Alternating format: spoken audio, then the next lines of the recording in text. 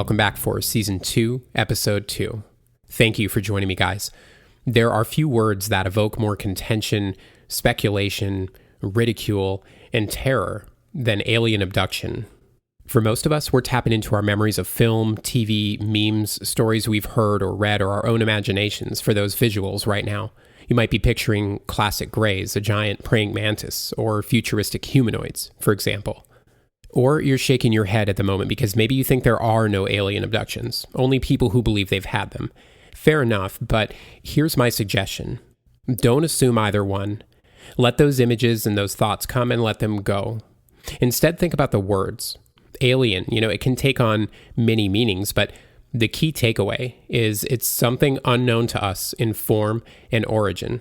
I know that the knee-jerk assumption is, beings flying or teleporting here in their spacecrafts, but we also know it's not the 1950s anymore. This phenomenon takes different shapes, and it changes over time to adapt to our expectations. So don't get too wrapped up in each minute detail or difference. Focus more on the why and less on the who. As for abduction, this usually means somebody or something taking another against their will to some other place, right? And some of the stories we hear support this, but a lot of them don't. Oftentimes, it's like only our minds or our energies are taken for a time, then placed back in our bodies once the encounter's over. So we've acknowledged some of the tropes, we've examined and broadened the meaning of the words themselves. Alien doesn't necessarily mean not of this earth, and an abduction doesn't have to be a physical experience. On that note, there's a pretty fine line between abduction and visitation. Considering human beings have little to zero control in most of these scenarios, it's almost not worth drawing a line at all. But in any case, ordinary but intelligent people, just like you and I, are telling us time and again, this happened to me. Are we listening? Do we not owe it to ourselves to hear what they have to say? And what if you woke up in the middle of the night to find strange beings at your bedside with a plan for you? What if they took you? Who would you tell? Who would believe you? How long before the self-doubt creeps in, before you start to seriously question your own sanity? What are you left with? Anxiety, fear, uncertainty, an experience you can't share with anybody because it either makes them uncomfortable or just draws ridicule? And worst of all, you're left to perpetually wonder if and when they'll be back for you. Welcome to the world of the experiencer. What you thought you knew before doesn't matter here. Let's head into the ether.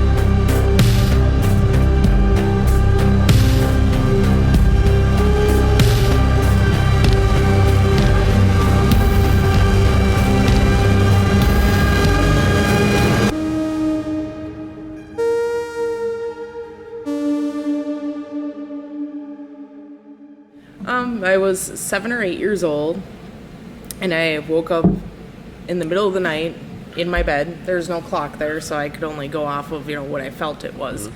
And couldn't move, but wasn't like scared type feeling. So that was kind of weird, and I could sense things floating around me that were, energy or beings, but they weren't full bodies of things. And this felt like went on for quite a period of time. They were, soothing me and saying everything's okay. I would feel things coming in and out of my body, but nothing like super intrusive. And I, sat there for what felt like maybe 8 hours. And next morning I woke up and I said something to my parents. I was like, hey, I had a really kind of weird thing happen last night. I don't feel like this was, normal. And they were, I always said, well, you have an active imagination. It's probably nothing to think about. And I remember being, after that, kind of afraid to go to bed, but not really. It was more like curiosity of what could happen again. And, nothing beyond that time, in that experience happened anymore. But then I would start to see things a little bit more after that experience. So let's back up to what did they look like? Like as best glowing you can describe. orbs. Normally I would always sleep really covered up and, wanting to be secure. And at this point, none of my covers were on me. And I felt like I was in my room, but not in my room, if that makes sense. Did it resemble your room just visually, or did it feel different? What was different about it? So it felt different. I felt like my bed was there, but that was the only thing that was the constant from like what my childhood room was. Your bed, your covers, that was okay. But other than that, like everything else was just really kind of benign, for lack of a better term. So there wasn't much else other than the floating lights going on around me. Around that time, did you ever see a UFO ever? Still to this day? Nope. Never. Any idea what they wanted? They just kept on saying, like, we're just checking you out. Just, it's okay. We're energy. We're all energy. And that was, just kind of really soothing. Like, don't worry. Any family member ever that you know of have any sightings, any No. paranormal anything? No. Okay. My family's really into sci-fi, but never any, like, sort of... Yeah. Did you tell anybody else besides your parents? I tried to talk to some of the kids at school the next day, like, hey, because... But you were in, what, 3rd or 4th grade? Yeah. Maybe? Yeah, so, it was more like, well... Boogeyman stuff. Yeah. Do you have... So you never picked up on any malevolence or anything? They were just completely 100% there to check you out, reassure you were going to be fine. Why? Why you? I don't know. I wonder. Quite a few years later, I ate some mushrooms, and the whole entire trip centered around that experience. But more interesting. More in this experience was just talking about how, yes, everything's fucked up, but don't worry, we've already failed. Like, just go on, be a good person. That's all that you can hope for. But we're all energy in the end, and we all come back through. And it's so connected with that experience that it was interesting for me to have, at least 15 years in between experiences. It's amazing that you came back to the same place. Yeah. That was the first place you went. Was that the first time you ever did mushrooms? No. Okay. But in this one experience, it spoke to the previous experience. Just this one time, though? That one time eating them, never before or since then? No. Okay. Any other time, I think I was in a much different spot. It was with friends, and it was, kind of a different experience. This one was more of a solo trip that I was trying to do some self-searching through, and was going through it going, why would this interconnect after all this time? And it was kind of this soothing feeling, because I've never looked at death the same that other people do. And I think part of it goes back to that experience that I originally had. As a result of it? Yeah. Okay. Because I think really, as hard it is for things to move on, we're all energy and things have to move on, but they don't go away completely. And, either you're reborn into different things or different things happen. So to me, it's so cyclical. And I think that was kind of the hard part with, I'd watch movies and we talked about pulp culture and experiences, but I know that first original experience really had something to do with life forms that weren't necessarily of Earth. Yeah. And they weren't, so much ghosts, but I think that energy intertwines, and it's just a weird kind of connection to see all that come together and then come to the conclusion that there's nothing we can do to stop the trajectory of things. And, it's... Sometimes I wonder, the failed experiment thing, like Hitchhiker's Guide to the Galaxy, when, that end part, but I don't know if that's it, or, don't have any more answers than it'll all be okay. Which is a weird and oddly comforting feeling to have. Yeah. With all the worry there is to have that. A lot of people come back from experiences like yours with clarity Not afraid of death, not afraid of things they used to be. And I've pondered it before, like, is that the whole reason they present themselves to us? But they, I mean, if they're examining you, these light beings, where does that say they're from? Why are they interested in you if they're already native here? So it really makes me wonder, like, if they're not, if they're native here, why would they be so curious to pluck kids out of wherever they are? Or maybe they're just there and they control their visuals and somehow make you see what they want you to see. But the question is, like, okay, but then where are they from? If they're so damn curious, why are they really from here? Are they the ultra terrestrials? Like, have they always been here? After that happened, you said you were able to kind of pick up on energy. Are you talking like auras? Are you so auras? Okay. So can you see auras? I notice it's more of like feelings than visuals. You know, I can tell when somebody's not quite right, or somebody has, I guess, what I refer to as bad energy, because it's the only thing I can come up to at this point, or when places have certain types of energy. Okay. Moving here to Oregon and going backpacking the places that we have, like, there are times that you can feel like a definite life force that are in some of those areas. And I'll bring it up to my husband, and he was like, "Oh, I don't really notice anything." And after a while, you quit bringing it up to people. Yeah. Because you just sound batty.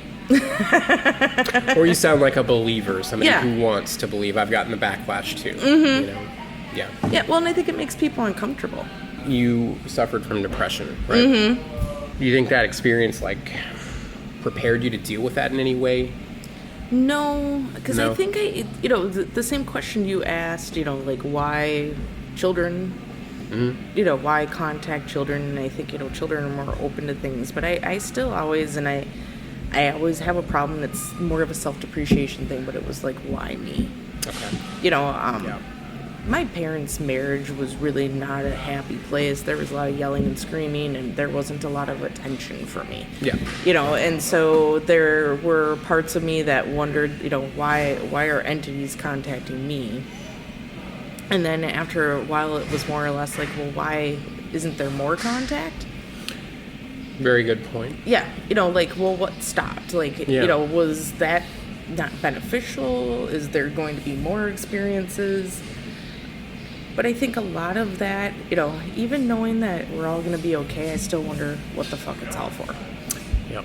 I think you and I briefly talked before about, like, every day waking up and making that conscious decision to go and be a part of everything. And, when you're 13, 14 years old and you're sitting there at that point in your life wondering what the fuck anything's worth and what it's for, and you try killing yourself and you're not successful and everything else, and as you get older you look back and it's like, well, more or less wanted attention. But at the same time, I still as an adult, like, I'm not in a situation where I would try it again, but there's times where I'm like, well, if everything's already fucked and, like, we all just go on to something else, then why do I have to stay doing what I'm doing? Why continue to wake up every fucking day and go to work? And, I, in addition to things, am very, like an empath, and so I take on a lot of other people's emotions and that type of stuff, and it's exhausting. Yeah. Right. It really is. Yeah. And, I wonder what's wrong with me because I don't get that from anybody else. So there's parts of it where, you're being told, oh, everything's okay. And then it's the other part where it's like, why do I give so much and not get anything in return?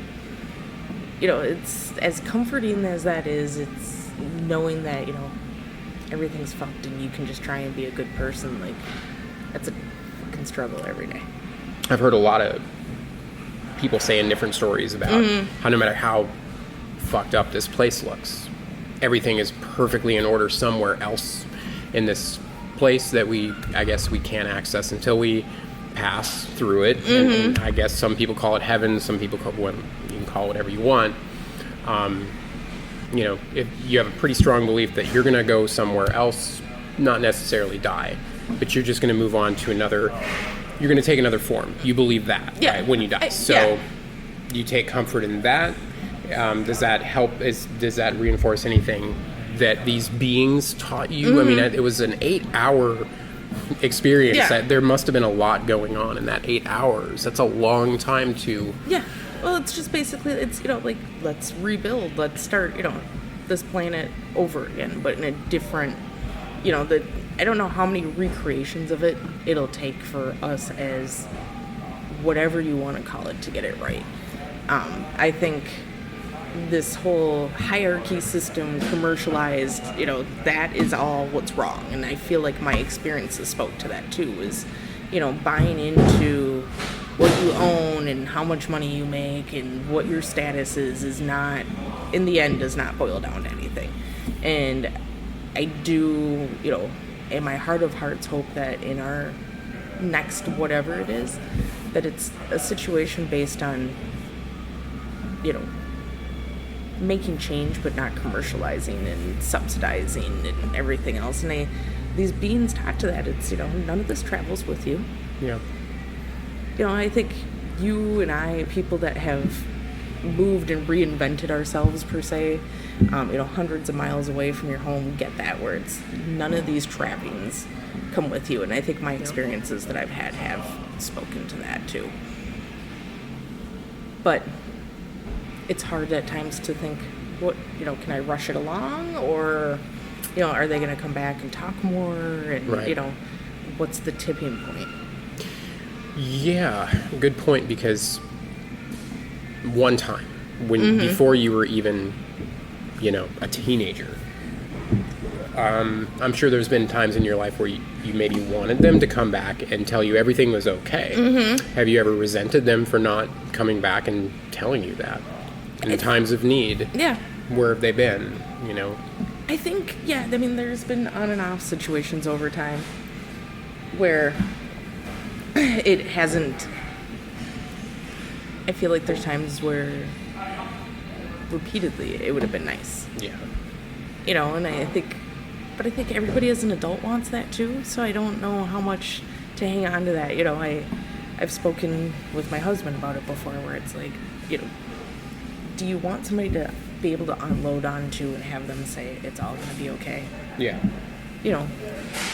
I also don't want to have misplaced trust in the experiences that I've had, because that could just be lip service. Yeah. Especially in a, quote unquote examination type experience where it's like, well, of course everything's going to be okay. It's hard to not be cynical about it at the same time. But I think I ebb and flow in that. Okay. Interesting, yeah, because I was going to ask you, have you ever reconsidered, like, were you just a lab rat at the time, and you were just told what they wanted you to hear, and of course you were a kid, so you're even more helpless, and then the paralysis and all this other stuff, so. But, seeing things after that point that just didn't kind of fit was always like, okay, well, is this an ongoing, like, experiment, and why isn't anybody talking? Like, sitting in my parents' house growing up and seeing people walk by in my peripheral vision. Okay. And knowing that that wasn't the same energy that I had seen before. And, saying, hey, did anybody else see that? I had an older brother that was 4 years older than me. And, he'd be like, no, I didn't see anything.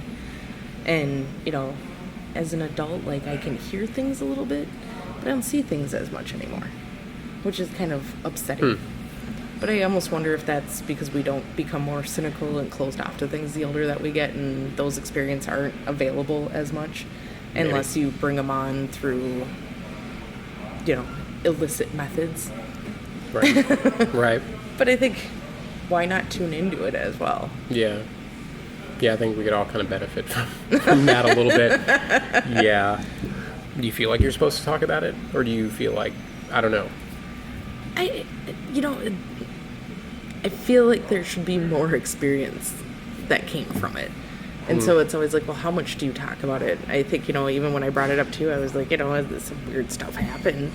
But then I'm going, well, is it even worth talking about? Is there enough to talk about? Like, trying to relive an experience that happened after so many years. Most of the time I didn't talk about it too much just because people are judgy. Yeah. They are. And I think it makes people uncomfortable, too. You know, people hope that we're going to a heaven or hell based, end. I grew up very religious, very Jewish. And, there's, strict talk about what happens. When you get to the end of your path in Judaism, you're going to go serve God. Mm-hmm. And there isn't really a talk of hell. And I just remember being like, that doesn't sound like any fun. Mm-hmm. Yeah, like what's there to look forward to? And then having a Catholic father that it was very, fire and brimstone, and then figuring out that, our version of hell was not written in a biblical sense. Right. It's based on a Dante's Inferno thing. But Doom and gloom. Yeah. People don't want to talk about potentially what happens when their life force gets out of their body. Yeah. We all want to be immortal. Which leads me to wonder, why? Right. And whose idea was that? Yeah. You're a little more empathic. That's like the biggest takeaway for you since then? Okay. I think I'm also a little bit more awake, for lack of a better term. But how does that serve you, and how does that serve anybody? I guess for me it just serves in the idea of, how I'm going to live my life and kind of, go through life. I grew up in a upper middle class type of environment where, you were valued based on your education and the things you owned and all that type of stuff. I don't operate that way. It makes people uncomfortable. But I also look back at people in those situations and I feel more bad for them. Sure. Because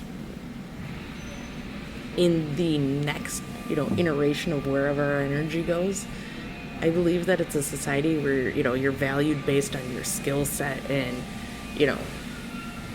your energy and what kind of energy you bring versus what you've owned. Yeah. And, if there's any sort of memory imprinted on that energy when you go from life to life, it's really hard for people to get beyond that. It was the one thing I did take away from my Jewish education was, when they talked about Moses and the Israelites wandering through the desert for 40 years. They didn't wander because they were lost. It was because everything had to die off in order for a new generation to understand how to live. And I think that's the same for humanity. Really is, we can't go into the next iteration of things, you and I, our children or anything, successfully without being wiped and starting new again. Yeah. Have you ever considered maybe you have seen them more than once, you just don't remember? Have you ever thought about? I do wonder about that. Yeah. Yeah. Because they have a pretty good knack for making us not remember. And well, that's what I wonder even with my original one. Yeah. Why did you remember that? Yeah. Why did I get to be awake for that situation? Because I have very surreal, intense dreams. And, I find myself wondering over the years, if those were other experiences, but they were always just, very kind of benign, earth type things. But were they lucid? Were you aware that you were dreaming and could you do what you want? Yeah. You could control yourself so they were lucid dreams, essentially. Okay. And these are typical for you? Yeah. I have them somewhat, over time here and there. I'll wake up and I'll tell my husband what happens, and he's like, he doesn't dream. And he's like, how does that happen, And those are usually the alongside ones where he's done something wrong and I wake up pissed at him. But, those type of situations where it's almost like you're in your own life, but you're not you. Yeah. And, the whole time during the dream, you're like, well, why is this type of stuff happening? And I don't know why, it's almost, I've tried to track whether or not these happen during a full moon or different, cycles and things, because I do think that the universe as a whole has some sort of makeup into it. Yeah. But I haven't found anything that ebbs and flows with it. Even as a woman, I've looked into my personal cycle to see where that comes in and, comes out, and I've talked to other women about it too, and don't get a lot of the same sort of feedback. Yeah. Have you ever thought maybe the reason you can see things, the reason you're able to kind of be so empathic is to help other people, and the kind of, maybe is that your role, do you think? Maybe is that part of it, maybe? Yeah, I think at the core, that's who I am. You know, you are a helper. Yeah. You know, whether it's just trying to, be there for somebody, I try and kind of get people to see things the way that I see them. Yeah. Maybe let go a little bit more. But yeah, I think, work in a customer service world, had I have cared more about, how much I could further my career, I would have gotten to be a psychiatrist or that type of stuff. But yeah. I also think, how much of that can you take on? Right. And yeah, I mean, it not necessarily be a status thing, but have you ever thought maybe you had any kind of psychic, quote unquote, abilities? I mean, no, because people can develop those. Have you ever thought about like maybe going that route? No, because I don't really, other than being able to see things or maybe, understand things from people's point of view or read their emotions really thoroughly, I don't feel like I have any ability to see deeper into... Right. Yeah. Do you think you're ever going to see them? I mean, before you die? Yeah, I hope so. You hope so? I hope so. Yeah. I think, as humanity at this point, we're at a pivotal point. My worry is, and I think it's more of a biblical throwback where you're like, well, I don't want it to be like the apocalypse coming or anything like that. It doesn't sound like your religious background has colored your beliefs too much. But I think I would like to get more of an idea, if all over time where all this energy is going, like the energy that doesn't come back, where does that go? Yeah.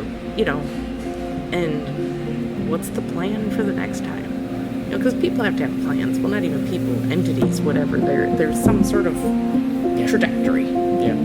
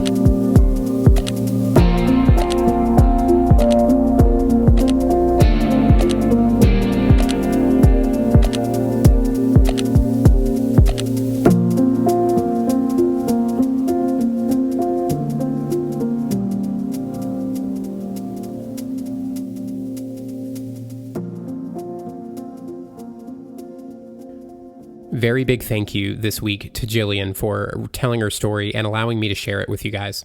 She managed to communicate something deeply personal and way outside of most people's ideas of reality, so very well done.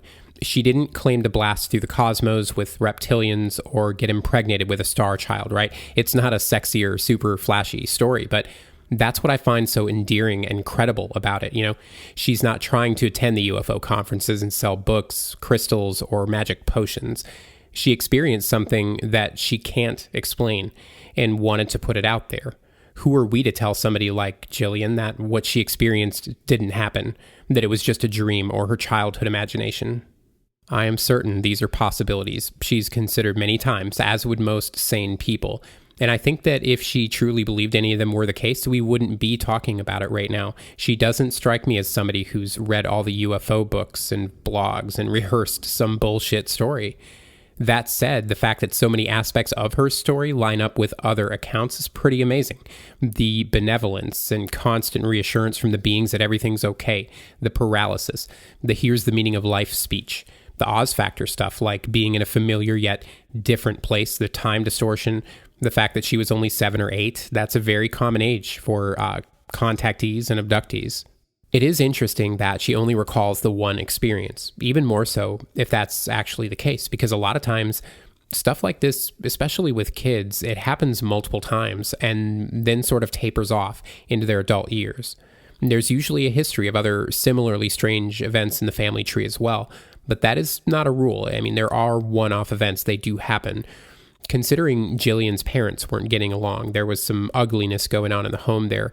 Was this visitation, intervention, whatever it was, necessary for whatever reason at that time?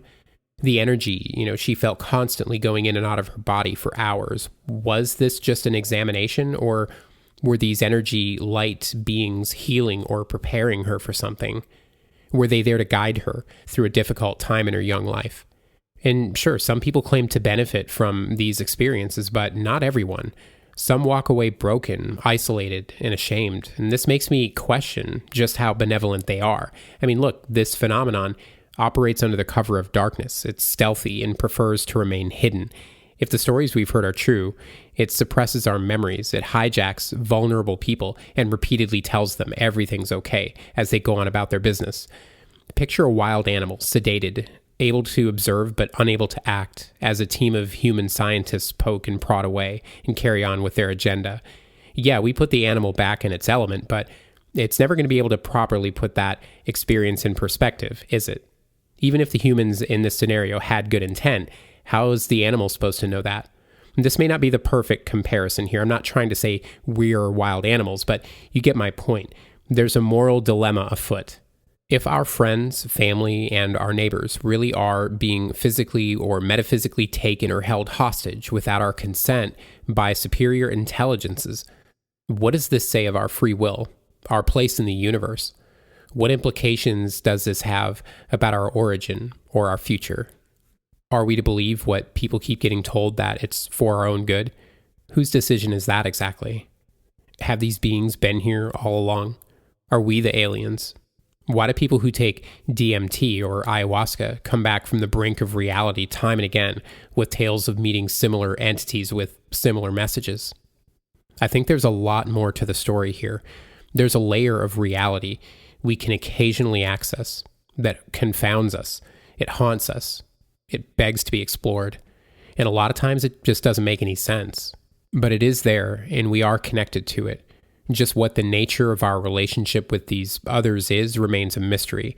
And I don't know what lies on the other side. I don't think any of us can even quite imagine. But it is my belief that each and every one of us will find out one day when it's our time. Because I don't think that side is very far away. In fact, it may be closer than you ever imagined. That is today's episode, guys. I sincerely hope you enjoyed it. Please don't forget to subscribe, rate, and review the show on iTunes, and follow us on Spotify. You can reach us on Facebook, Instagram, or email the show at theaethershow@gmail.com. Thanks again, everyone, for joining me in the Ether. We'll see you next time.